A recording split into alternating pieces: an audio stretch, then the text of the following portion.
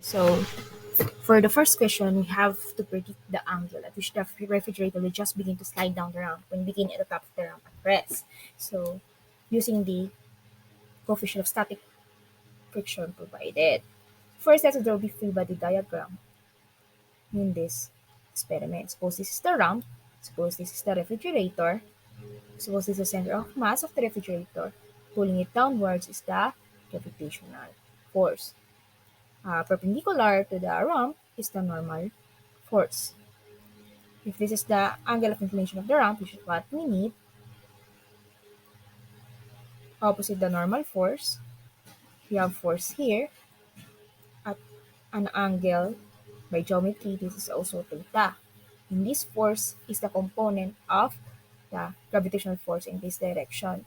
So by trigonometry, this is gravitational force multiplied by cosine.